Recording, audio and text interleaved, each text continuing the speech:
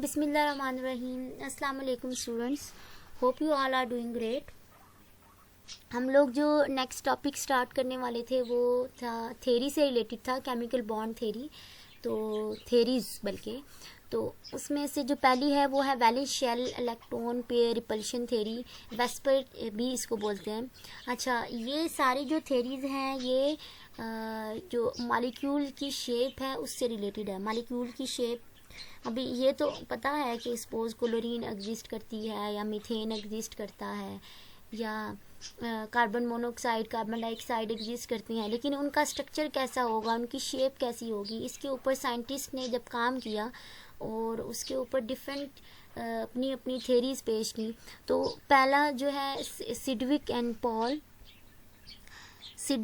Paul ने जो molecule का शेप एक्सप्लेन करने की कोशिश की थी, उसकी बेस पे जो सेंट्रल एटम होता है, सेंट्रल एटम के आउटर मोस्ट ऑर्बिटल में उसके वैलेंस शेल में कितने इलेक्ट्रॉन पाए जाते हैं, उस इलेक्ट्रॉन पेयर की बेस पे उसने शेप मॉलिक्यूल की फाइंड आउट करने की कोशिश की थी। और वैलेंस शेल में कितने इलेक्ट्रॉन पेयर पाए जाते हैं और टोटल कितने बनते हैं, उस वजह से उस थ्योरी का नाम भी फिर वैलेंस शेल इलेक्ट्रॉन पेयर बन गया। ठीक है, और रिपल्शन आगे क्यों कहते हैं वो भी आगे उसका बेसिक अजम्पशन में पता चल जाएगा। अच्छा, फिर इसके बाद है नीलहोम और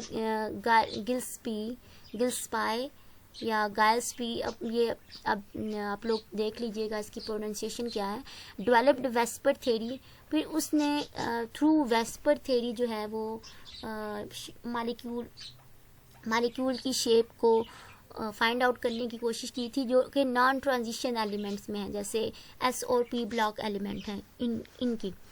तो valence shell electron pair repulsion, तो इसका अगर बेसिक अजम्पशन देखा जाए तो जो वैलेंस इलेक्ट्रॉन पेयर्स होते हैं, किसके, सेंट्रल एटम के वैलेंस इलेक्ट्रॉन पेयर, वो अपने आप को इतने मैक्सिमम डिस्टेंस पे रखते हैं जब वो जो सेंट्रल एटम है उसके गिर्द जब अरेंज होते हैं वैलेंस इलेक्ट्रॉन्स, तो अपने आप को उस मैक्सिमम डिस्टेंस पे रखते हैं ताकि उनके दरमियान रिपल्शन कम से कम हो। आप लोग ऑलरेडी जानते हैं इलेक्ट्रॉन दोनों के ऊपर सेम चार्ज होता है, नेगेटिव चार्ज, तो दोनों एक दूसरे को रिपेल करते हैं। तो अब वो अपने आप को उस मैक्सिमम डिस्टेंस पे रखने की कोशिश करते हैं जहाँ पे वो कम से कम रिपल्शन फील करें।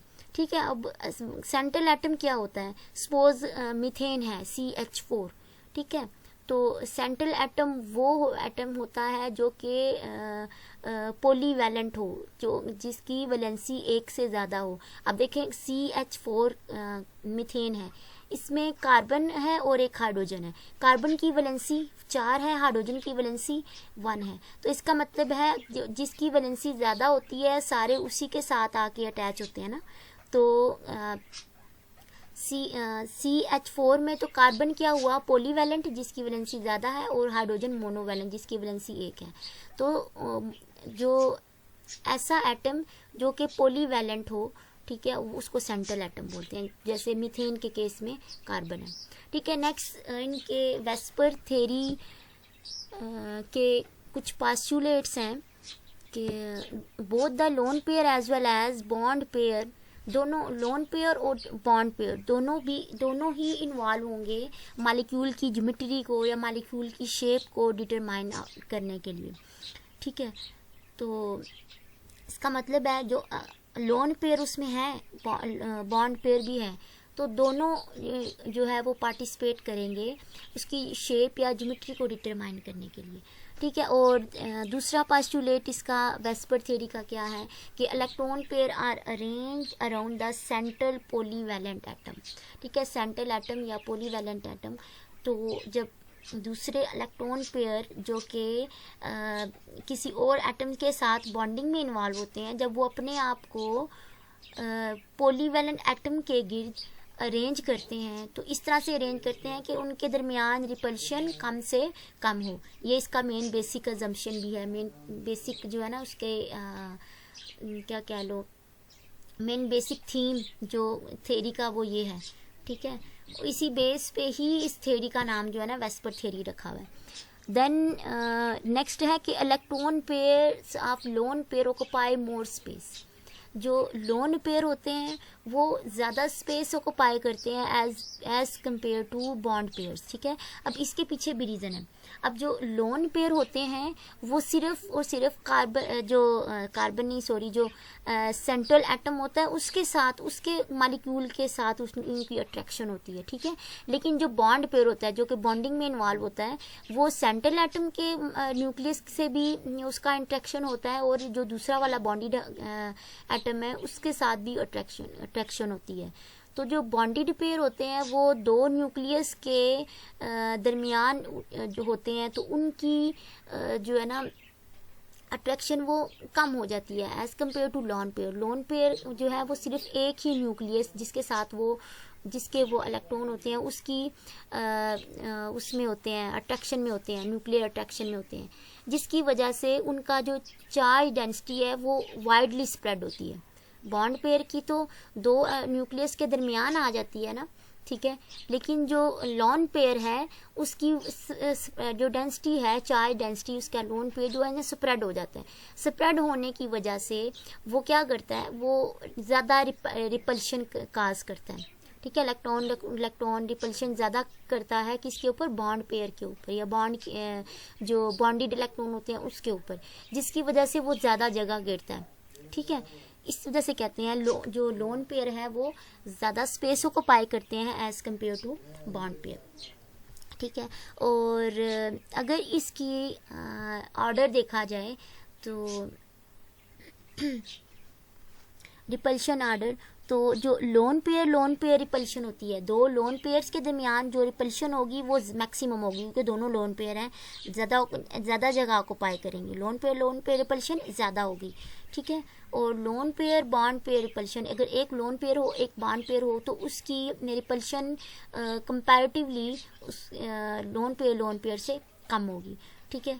और फिर तीसरे नंबर पे आते हैं bond pair repulsion. Bond pair repulsion में ऑब्वियसली भी आप लोगों को बताया कि उसके जो इलेक्ट्रॉन्स होते हैं वो दोनों न्यूक्लियस के दरमियान जो है ना वो बाउंड होते हैं, जिसकी वजह से वो उतनी रिपल्शन एक दूसरे वाले इलेक्ट्रॉन्स को नहीं दे पाते। इस वजह से वो सबसे कम रिपल्सिव होते हैं, ठीक है। तो लोन पेयर सबसे ज़्यादा रिपल्शन करते हैं, फिर उससे कम लोन पेयर बॉन्ड पेयर, उससे भी कम जो है ना वो बॉन्ड पेयर, ठीक है। और इस रिपल्शन को वंडर वाल रिपल्शन भी कहते हैं। नेक्स्ट जो फोर्थ पास्टुलेट है वो ये है कि अगर दो इलेक्ट्रॉन पेयर इन्वॉल्व हों तो वो डबल बॉन्ड भी बनाते हैं, डबल बॉन्ड, और 3 इलेक्ट्रॉन पेयर हों तो फिर वो ट्रिपल बॉन्ड बनाते हैं, ठीक है। तो ऑब्वियसली डबल बॉन्ड बना रहे हैं या ट्रिपल बॉन्ड हैं तो उसमें नंबर ऑफ इलेक्ट्रॉन पेयर ज़्यादा हैं तो उनकी ऑब्वियसली चार्ज डेंसिटी फिर ज़्यादा होती है, ठीक है। चार्ज डेंसिटी ज़्यादा है तो इसका मतलब है वो ज़्यादा स्पेस ऑक्यूपाई करेंगे, ठीक है। डबल बॉन्ड की या ट्रिपल बॉन्ड की, दोनों के केस में एक में 2 इलेक्ट्रॉन पेयर हैं, एक में 3 इलेक्ट्रॉन पेयर हैं, तो दोनों के केस में चार्ज डेंसिटी ज़्यादा है तो इसका मतलब है वो ज़्यादा स्पेस ऑक्यूपाई करेंगे। लेकिन जब हम लोग उसको वेस्पर थ्योरी में एक्सप्लेन करते हैं तो वेस्पर थ्योरी में एक्सप्लेन करते वक्त हम उसको, या चाहे वो डबल बॉन्ड हो या चाहे ट्रिपल बॉन्ड हो, उसको हम लोग सिंगल इलेक्ट्रॉन पेयर, उसको सिंगल बॉन्ड ही कंसीडर करते हैं। क्योंकि वो एक ही रीजन के अंदर जो है वो एक ही सेम ही रीजन के अंदर दोनों डबल या ट्रिपल बॉन्ड ऑक्यूपाई हो रहे होते हैं, इस वजह से उनको सिंगल बॉन्ड ही या सिंगल इलेक्ट्रॉन पेयर ही कंसीडर किया जाता है, ठीक है। नेक्स्ट हम लोग इस थ्योरी को फर्दर एक्सप्लेन करते हैं ऑन द बेसिस ऑफ ये टाइप्स, ठीक है, कि बाज टाइप्स ऑफ मॉलिक्यूल, ठीक है, टाइप्स ऑफ मॉलिक्यूल, और वो कितने इलेक्ट्रॉन पेयर पे मुश्तमिल है उस बेस पे, ठीक है। तो अभी ये सारा वही है जो कि हम लोग बल्कि आप लोगों ने फर्स्ट ईयर में पढ़ा था, ठीक है। थोड़ी सी चेंजिंग्स के साथ थोड़ा सा इसको मैंने और इजी किया है। वेस्पर थ्योरी पहली टाइप, फर्स्ट टाइप जिसको AB2 टाइप कहते हैं। AB2 टाइप से मुराद ये ए हो गया सेंट्रल एटम, और जो B है वो है सराउंडिंग एटम, ठीक है। अगर सपोज A जो है वो सेंट्रल एटम है और उसको सराउंडिंग दो एटम उसको सराउंड कर रहे हैं, ठीक है। उस केस में क्या होगा, ये वो मॉलिक्यूल की टाइप है जिसमें कितने 2 इलेक्ट्रॉन पेयर्स बनते हैं, ठीक है। ऑब्वियसली दो इलेक्ट्रॉन पेयर जो है ना वो कर रहे हैं, सॉरी, दो एटम सराउंड कर रहे हैं, तो वो 2 इलेक्ट्रॉन पेयर ही बनाएगा। तो उसकी एक क्या कह लो, थ्रू एग्जाम्पल मैंने इसको एक्सप्लेन करने की कोशिश की है कि हम उसकी ज्योमेट्री की तरफ कैसे आएंगे, हमें कैसे पता चलेगा इसके कितने लॉन पेयर हैं, इसके कितने बॉन्ड पेयर हैं, तो वो हम लोग उसको थोड़ा सा डिस्कस कर लेते हैं। पहले है बेरिलियम क्लोराइड, BeCl2। अब बेरिलियम क्लोराइड में बेरिलियम है सेंट्रल एटम और क्लोरीन है सराउंडेड एटम। तो बेरिलियम का भी जो सेंट्रल एटम है उसका हमें वैलेंस इलेक्ट्रॉन का पता होना चाहिए। वैलेंस इलेक्ट्रॉन का कैसे पता चलता है, जिस ग्रुप के अंदर वो एलिमेंट लाए करता है वही उसका जो है ना उस कह लो कि वही उतने ही उसके अंदर वैलेंस इलेक्ट्रॉन होते हैं। तो बेरिलियम जो है वो ग्रुप 2 के अंदर लाई करता है, तो उसके वैलेंस इलेक्ट्रॉन भी 2 होंगे, ठीक है। तो ये कुछ जो मैंने यहाँ पे आगे मेंशन भी किए हुए हैं, उनकी आप लोग अपनी आसानी के लिए याद रख लेना कि इसके आउटर मोस्ट में कितने इलेक्ट्रॉन होते हैं। तो बेरिलियम के आउटर मोस्ट में दो इलेक्ट्रॉन होते हैं, ठीक है, और electron contributed bye chlorine atom. अब 2 क्लोरीन है तो एक क्लोरीन एक इलेक्ट्रॉन दे रहा है, तो टोटल कितने एटम हो जाएंगे जो कि टोटल कितने इलेक्ट्रॉन हो जाएंगे जो कि क्लोरीन दे रहा है, वो 2 हो गया, ठीक है। तो टोटल नंबर ऑफ इलेक्ट्रॉन जो कि बेरिलियम को के इर्द गिर्द हैं वो कितने हो जाएंगे, 2 बेरिलियम के अपने हैं और 2 जो है वो क्लोरीन के 2 एटम दे रहे हैं, तो टोटल कितने हो जाएंगे, 4, ठीक है। 2 + 2 4, और ये हो गया बेरिलियम के अराउंड जो टोटल नंबर ऑफ इलेक्ट्रॉन है वो। तो अगर हम लोग इनको पेयर्स की फॉर्म में कर रहे हैं, आपको पता है एक पेयर के अंदर 2 इलेक्ट्रॉन होते हैं, तो टोटल फिर हमारे पास इलेक्ट्रॉन पेयर कितने बनेंगे, तो 4 इलेक्ट्रॉन है, तो टोटल इसका पेयर कर देंगे तो वो 2 हो जाएंगे, ठीक है। एक पेयर में 2, दूसरे पेयर में भी 2, टोटल 4, तो 2 पेयर हो गए। अगर हम बॉन्डिंग में कितने इन्वॉल्व हैं, जो इलेक्ट्रॉन पेयर वो बॉन्डिंग में इन्वॉल्व हैं कितने हैं, अब बॉन्ड पेयर कितने बॉन्ड बना रहे हैं वो उसके बॉन्ड पेयर हो जाएंगे, ठीक है। अब 2 क्लोरीन है तो इसका मतलब है कि 2 पेयर जैसे हैं जो कि बॉन्डिंग में इन्वॉल्व है, तो दोनों बॉन्डिंग में इन्वॉल्व हो गए, और इसका 2 पेयर थे दोनों ही बॉन्डिंग में इन्वॉल्व हो गए, तो इसका मतलब है इसके ऊपर लोन पेयर कोई भी नहीं होगा, ठीक है। लोन पेयर इसमें 0, ठीक है। अब इस बेस पे हम लोग बेरिलियम का जो ज्योमेट्री है वो कैसे फाइंड आउट करते हैं। ये सपोज बेरिलियम है और बेरिलियम को के साथ सराउंडिंग एटम 2 क्लोरीन है, और यहाँ पे अब जब वेस्पर थ्योरी क्या अप्लाई हो रही है कि जब ये इलेक्ट्रॉन पेयर, ये एक इलेक्ट्रॉन पेयर 2 इलेक्ट्रॉन है, और ये एक इलेक्ट्रॉन पेयर, ये भी इलेक्ट्रॉन है, तो अपने आप को इतने डिस्टेंस पे रखेंगे कि इनके दरमियान रिपल्शन कम से कम हो। तो अब देखें बेरिलियम ने कि इस तरफ और इस तरफ ये इनका मैक्सिमम डिस्टेंस है जहाँ पे वो रिपल्शन कम से कम फील कर सकते हैं, ठीक है। तो ये हो गया तकरीबन 180 का एंगल। और अगर आप अरेंजमेंट ऑफ पेयर, अब इनकी जो इलेक्ट्रॉन पेयर है इनकी अरेंजमेंट कैसी है, बिल्कुल सीधी, तो बिल्कुल सीधी है, तो हम कहेंगे कि इसकी अरेंजमेंट ऑफ पेयर कैसी है, लीनियर, ठीक है। और इसकी फिर लीनियर है, इसकी शेप भी, इसकी ज्योमेट्री भी लीनियर होगी, ठीक है। तो इसी तरह बेरिलियम की तरह जो बाकी ये जो मर्क्यूरी क्लोराइड है, magnesium chloride, calcium chloride, strontium, cadmium chloride, ये सारे भी इसी तरह का ही ज्योमेट्री और देते हैं। अगर आप उनको भी लिखना चाहें तो सेम इसी तरह लिख सकते हैं, जैसे ये मैंने इस तरह से आप लोगों को इजी वे में लिख के दिखाया है, ठीक है।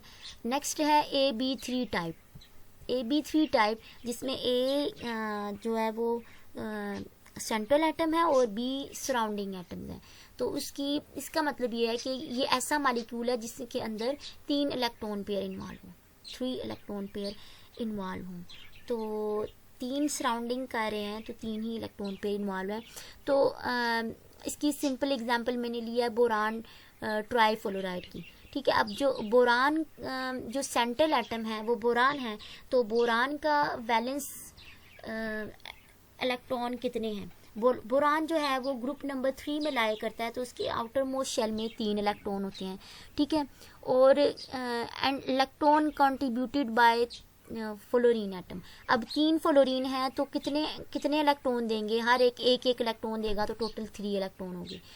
ठीक है, जो वो फ्लोरीन एटम दे रहे हैं। तो टोटल नंबर ऑफ इलेक्ट्रॉन जो कि बोरान को सराउंड कर रहे हैं 3 ये हो गए और 3 ये हो गए, टोटल 6 इलेक्ट्रॉन हो गए।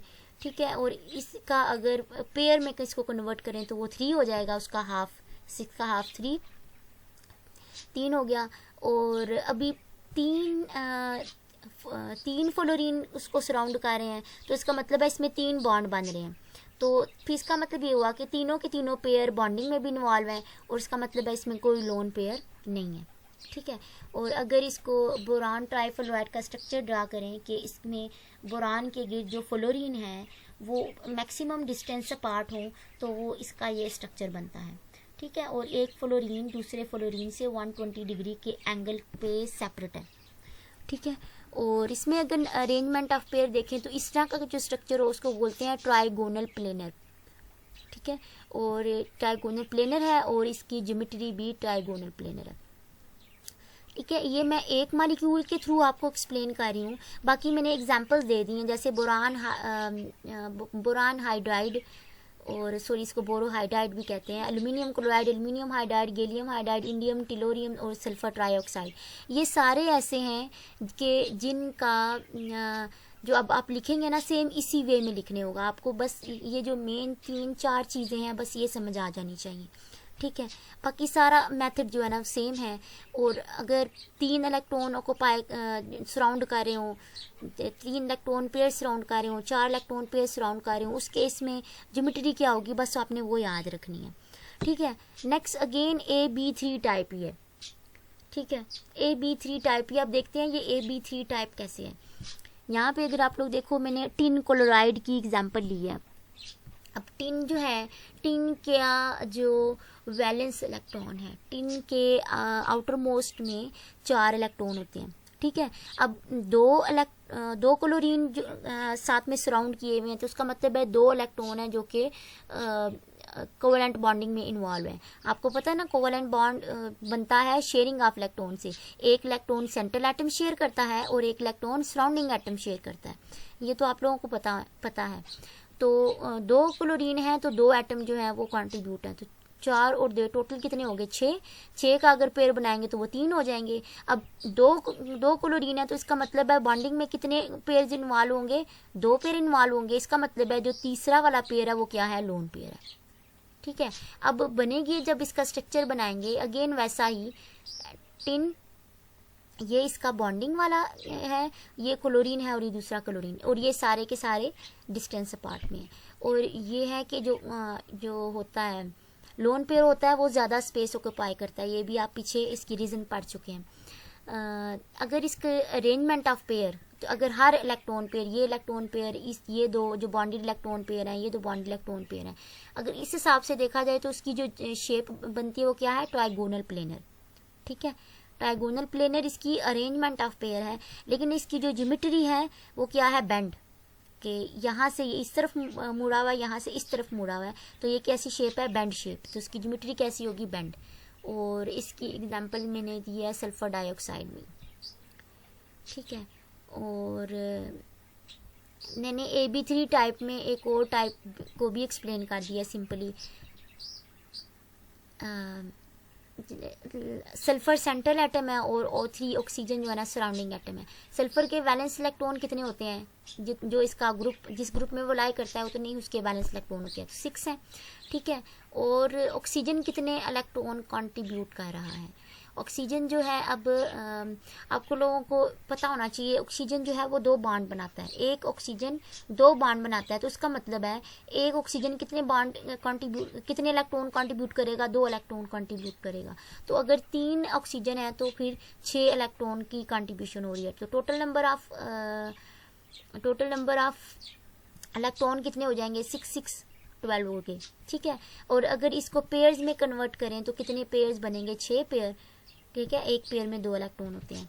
तो अगर देखें, हर ऑक्सीजन अगर सल्फर के साथ 2 बॉन्ड बनाए तो 6 के 6, 3 ऑक्सीजन है तो 6 के 6 जो है वो बॉन्डिंग में इन्वॉल्व हो जाएंगे, ठीक है। 6 के 6 बॉन्डिंग में इन्वॉल्व है, इसका मतलब है इसमें लोन पेयर कोई भी नहीं है। तो ये क्या है, सल्फर ने ऑक्सीजन के साथ 2 बॉन्ड बनाए हुए हैं, और हर एक क्या है 180 के एंगल पे डिफरेंट है। और ये क्या है, ट्राइगोनल प्लेनर, वही ट्राइगोनल प्लेनर, इसकी अरेंजमेंट भी होगी और उसकी ज्योमेट्री भी होगी, ठीक है। नेक्स्ट टाइप है AB4 टाइप। AB4 टाइप जिसमें ए सराउंडिंग एटम है और ए सेंट्रल एटम है और बी सराउंडिंग एटम। अब कितने सराउंडिंग एटम है, 4 सराउंडिंग एटम है। तो इसका मतलब ये है कि वो वाला मॉलिक्यूल ले रहे हैं जिसमें 4 इलेक्ट्रॉन पेयर इन्वॉल्व हो। 4 सराउंडिंग एटम है तो 4 इलेक्ट्रॉन पेयर इन्वॉल्व है। तो सिंपलेस्ट एग्जांपल ली है मीथेन की, CH4। तो सेंट्रल एटम के वैलेंस इलेक्ट्रॉन कितने हैं, जो इसका ग्रुप नंबर है, ग्रुप 4 में लाई करता है, तो उसके वैलेंस शेल में 4 इलेक्ट्रॉन होते हैं। 4 हाइड्रोजन हैं, तो इसका मतलब है 4 इलेक्ट्रॉन जो है वो कंट्रीब्यूट कर रहे हैं बॉन्डिंग में, तो 4 आ गए, ठीक है। तो टोटल नंबर ऑफ इलेक्ट्रॉन कितने हो गए, 4 और 4 8, ठीक है। अगर अब इसको पेयर्स में कन्वर्ट करते हैं तो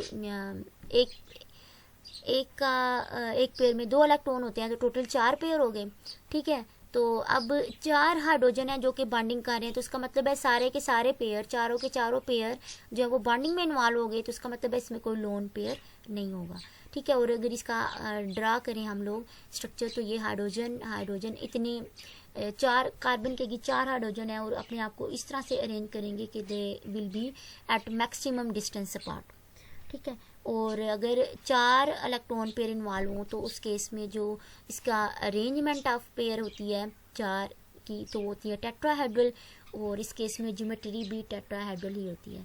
और ये कुछ एग्जांपल्स मैंने दिए हैं, ये सारे के सारे, ठीक है। आप अगर इसको इस तरह से लिखोगे ना, तो वो सारे के सारे इसी तरह का बिहेवियर देंगे, इसी तरह का शेप देंगे, ठीक है। नेक्स्ट आगे मूव करते हैं। इन एग्जांपल्स में से मैंने आपको समझाने के लिए सिर्फ ये NH4 पॉजिटिव मैंने ले लिया है कि NH4 सपोज अगर पॉजिटिव हो या मॉलिक्यूल के ऊपर नेगेटिव चार्ज हो या पॉजिटिव चार्ज हो, तो उस केस में किस तरह से इनको एक्सप्लेन किया जाता है, इनके स्ट्रक्चर को, इनके इस मॉलिक्यूल को या कैसे एक्सप्लेन किया जाता है, ठीक है। अब मैंने एग्जांपल ले लिया पॉजिटिव चार्ज की। पॉजिटिव का मतलब होता है कि उसमें एक इलेक्ट्रॉन, +1, इसका मतलब उसमें एक इलेक्ट्रॉन कम है, ठीक है। तो अब नाइट्रोजन है, नाइट्रोजन के वैलेंस इलेक्ट्रॉन वी मैंने ये शॉर्ट फॉर्म में आगे आपको लिख दिया ताकि टाइम की बचत हो लिखते वक्त। अच्छा, वैलेंस इलेक्ट्रॉन नाइट्रोजन के कितने होते हैं, ग्रुप 5th में लाई करता है, तो उसके वैलेंस इलेक्ट्रॉन 5 होते हैं, ठीक है। अब उसने कहा पॉजिटिव चार्ज है, तो इसका मतलब है पॉजिटिव चार्ज एक हाइड्रोजन उसमें कम होगा। तो पॉजिटिव साइन क्या इंडिकेट है कि इट इज़ 1 इलेक्ट्रॉन डेफिशिएंट। तो 5 में से एक इलेक्ट्रॉन निकाल दिया, बाकी कितने बचे, 4, ठीक है। और 4 ये हो गए। और अब हाइड्रोजन कितने इलेक्ट्रॉन दे रहा है, एक हाइड्रोजन 1 इलेक्ट्रॉन दे रहा है, तो 4 है, तो टोटल कितने इलेक्ट्रॉन हो जाएंगे, 4, ठीक है।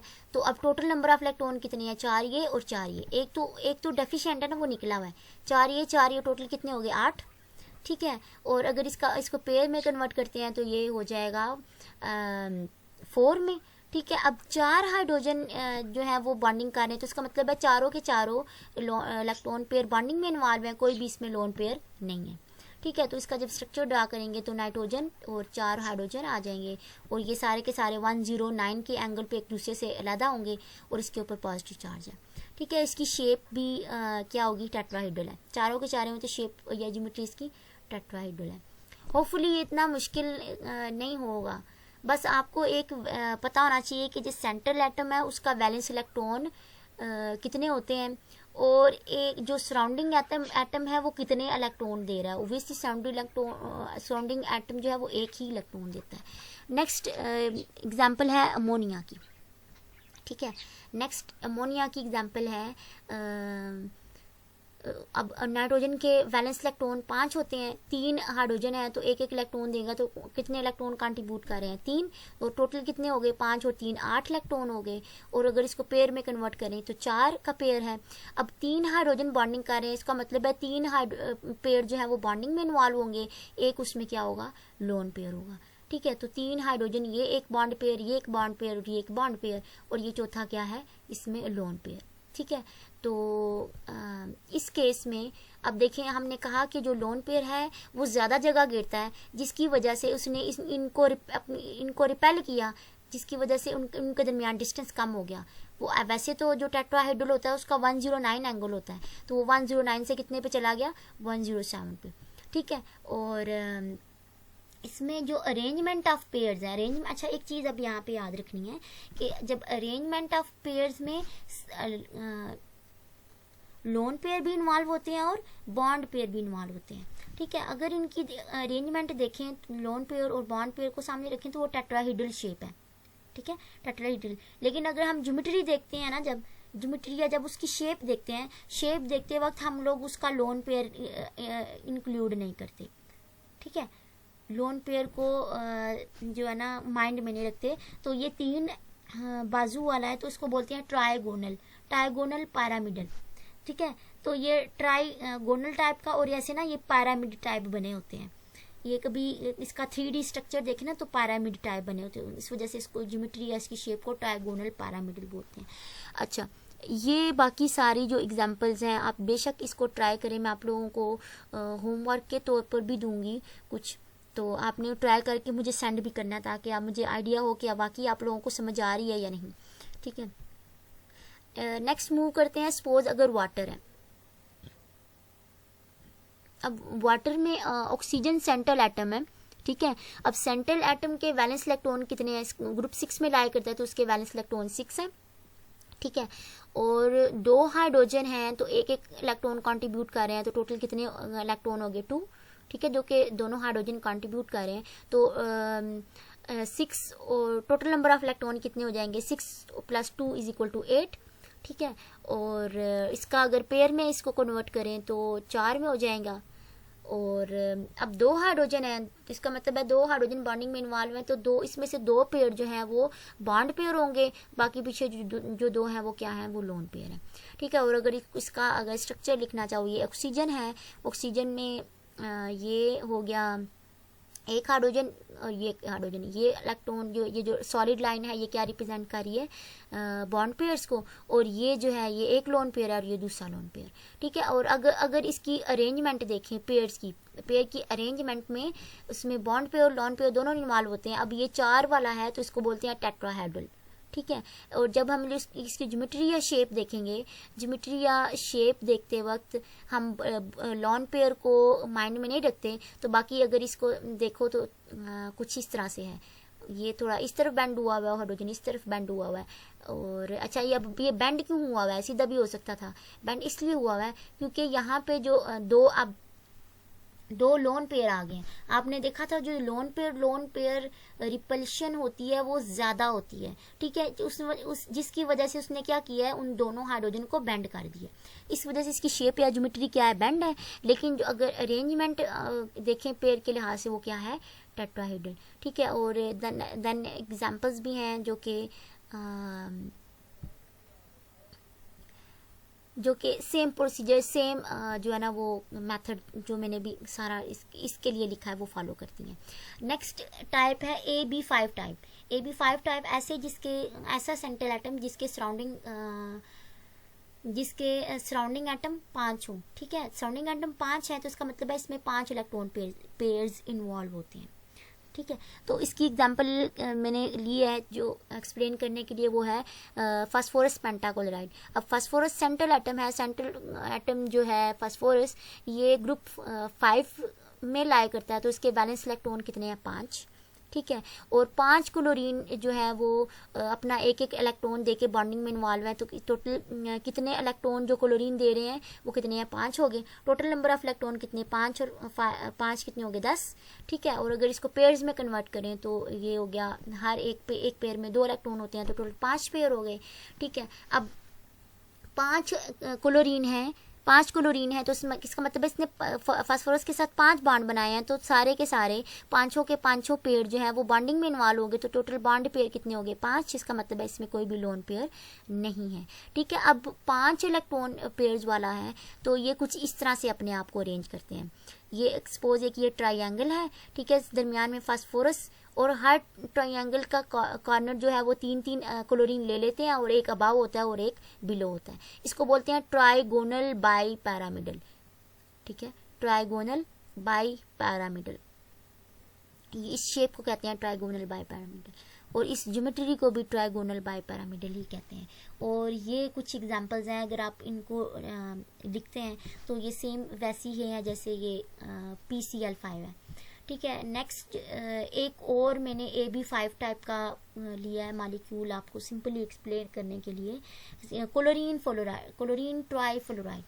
क्लोरीन ट्राइफ्लोराइड में क्लोरीन जो है वो सेंट्रल एटम है, और F3 ये सराउंडिंग एटम्स हैं। जो क्लोरीन है वो ग्रुप 7 में लाई करता है, तो उसके बैलेंस इलेक्ट्रॉन में कितने होंगे, 7 है, ठीक है। और तीनों फ्लोरीन एक एक इलेक्ट्रॉन दे रहे हैं, तो टोटल इलेक्ट्रॉन जो फ्लोरीन कंट्रीब्यूट कर रहा है वो कितने हैं, 3 हो गए। टोटल नंबर ऑफ इलेक्ट्रॉन 3 + 7 = 10, ठीक है। अगर उनको पेयर्स में कन्वर्ट करें तो 10 को पेयर्स 5 होता है, 10 इलेक्ट्रॉन का पेयर 5 होता है, ठीक है। अब इसमें से अब अगर आप लोग देखो, अब 3 फ्लोरीन जो है वो बॉन्डिंग कर रहे हैं ना, तो इसका मतलब है इसमें इन 5 में से जो 3 है वो बॉन्ड पेयर है, ठीक है, बाकी 2 क्या है वो लोन पेयर है, ठीक हो गया। अब अगर इसकी ज्योमेट्री इसके स्ट्रक्चर की तरफ जाएं, तो स्ट्रक्चर इसका कुछ ऐसा होता है कि अब ये एक लोन पेयर हो गया, ये दूसरा लोन पेयर है, ठीक है। और ये 3, एक बॉन्ड पेयर जो एक फ्लोरीन के साथ है, दूसरा बॉन्ड पेयर जो क्लोरीन का फ्लोरीन के साथ है, और ये तीसरा बॉन्ड पेयर जो क्लोरीन का फ्लोरीन के साथ है, ठीक है। ये होगी अगर अरेंजमेंट ऑफ एटम नहीं है, सॉरी, अरेंजमेंट ऑफ पेयर है ये। तो अरेंजमेंट ऑफ पेयर में इसके लोन पेयर और बॉन्ड पेयर दोनों को देखते हैं, तो ये कैसी शेप है, ट्राइगोनल बाई पैरामिडल है ये, ठीक है, ट्राइगोनल बाई पैरामिडल यहाँ पे। और अगर इसकी ज्योमेट्री देखें, अब जब ज्योमेट्री या शेप देखते हैं तो विदाउट लोन पेयर देखते हैं, तो अगर विदाउट लोन पेयर देखो तो यहाँ पे ये टी शेप बनती है, ये क्लोरीन, ये फ्लोरीन और एक ये फ्लोरीन है, तो ये इसकी शेप कैसी है, T shape. Last but not the least एक और टाइप होती है AB6 टाइप, AB6 टाइप, जिसमें जो सेंट्रल एटम के गिर्द जो सराउंडिंग एटम होते हैं वो कितने होते हैं, 6। इसका मतलब है जो टोटल इलेक्ट्रॉन पेयर हैं एक मॉलिक्यूल के पास वो भी 6 इलेक्ट्रॉन पेयर होते हैं, ठीक है। तो इसमें एक एग्जांपल मैंने लिया है यहाँ पे, sulphur hexafluoride, hexa mean 6, sulphur hexafluoride. तो अब सल्फर सेंट्रल एटम है, सेंट्रल एटम जो है ये ग्रुप 6 में लाई करता है, तो उसके वैलेंस इलेक्ट्रॉन में 6 इसके वैलेंस शेल में 6 इलेक्ट्रॉन होंगे, ठीक है। 6 फ्लोरीन है, तो हर एक जो है वो एक एक इलेक्ट्रॉन कंट्रीब्यूट कर रहा है, तो टोटल 6 इलेक्ट्रॉन हो जाएंगे जो कि कंट्रीब्यूशन कर रहे हैं। तो टोटल नंबर ऑफ इलेक्ट्रॉन कितने हो जाएंगे, 6 + 6 = 12, ठीक है। और अगर इसको पेयर्स में कन्वर्ट करेंगे तो ये हो जाएगा 6 पेयर्स, और 6 फ्लोरीन है, तो इसका मतलब है सारे के सारे पेयर जो हैं 6 के 6 पेयर बॉन्डिंग में इन्वॉल्व है, वो बॉन्ड पेयर हो जाएंगे, इसमें there is no any lone pair, ठीक है। और अगर इसकी शेप की तरफ जाएं तो ये जो है कुछ इस तरह से शेप देता है, एक रेक्टेंगल टाइप शेप होती है, और रेक्टेंगल के चारों जो कॉर्नर हैं वो फ्लोरीन ऑक्यूपाई करता है, और एक अबव और एक बिलो, टोटल 6 हैं, ठीक है। और इसकी जो शेप है वो उसको बोलते हैं ऑक्टाहेड्रल, या फिर इसको ऑक्टाहेड्रल, और उसकी ज्योमेट्री या शेप भी ऑक्टाहेड्रल ही होती है। और एग्जांपल में ये आ जाता है lead chloride 2-, lead chloride 2 negative. 2 negative से मुराद ये है कि जो लेड है उसके अंदर 2 इलेक्ट्रॉन, लेड सेंट्रल एटम है ना, तो इसके अंदर 2 नेगेटिव से मुराद 2 इलेक्ट्रॉन और ऐड हुए हैं, ठीक है। पॉजिटिव का साइन होता है कि इसमें से 2 इलेक्ट्रॉन निकले हुए हैं, लेकिन यहाँ पे नेगेटिव का साइन, इसका मतलब 2 इलेक्ट्रॉन ऐड हुए हैं। जब आप इसको इसके लिए हाथ से करेंगे तो फिर उसमें आपको 2 इलेक्ट्रॉन ऐड करने पड़ेंगे। IF5 ये भी इसी तरह की शेप, इसी तरह की जो है ना वो देता है ज्योमेट्री, ठीक है। तो ये हो गया यूजिंग वेस्पर थ्योरी, उनके वैलेंस शेल के अंदर जो इलेक्ट्रॉन होते हैं उनको यूज़ करते हुए, सेंट्रल एटम के यूज़ करते हुए उनके स्ट्रक्चर, उनकी जो मालिक्यूल के स्ट्रक्चर, मालिक्यूल की शेप को डिटरमाइन किया इस तरह से कि वो जो वैलेंस शेल के इलेक्ट्रॉन्स हैं उनके जो पेयर है वो मैक्सिमम डिस्टेंस अपार्ट पे हो। अब ये जो है ना सल्फर 6 बॉन्ड बना रहा है, अब ये बॉन्ड जो है, ये बॉन्ड फ्लोरीन के साथ जो है वो इस तरह से है कि वो सारे मैक्सिमम डिस्टेंस अपार्ट है, ठीक है। इससे ज़्यादा या इससे कम वो एक दूसरे से दूर नहीं जा सकते। ये वो मैक्सिमम डिस्टेंस है जितने पे वो दूर जा सकते हैं, इससे ज़्यादा नहीं, ठीक है। तो ये हो गया वेस्पर थ्योरी।